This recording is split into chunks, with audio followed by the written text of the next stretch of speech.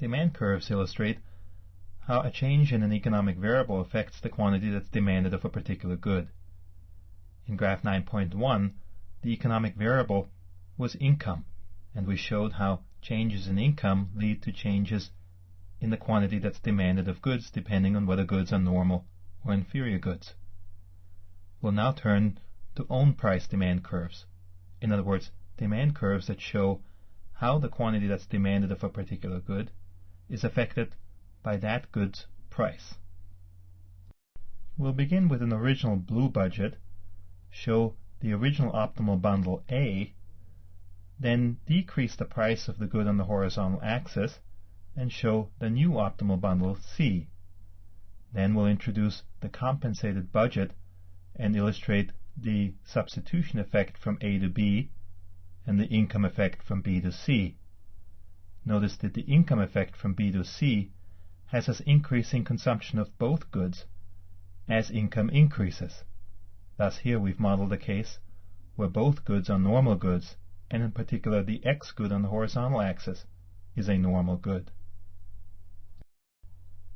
We then use a trick similar to the one we used in graph 9.1 to transfer the information contained in these points to a graph where we keep X on the horizontal axis, but we change the vertical axis to the price of X.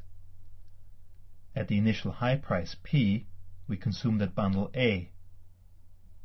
As the price fell to P prime, if we simply took the substitution effect into account, we end up at point B.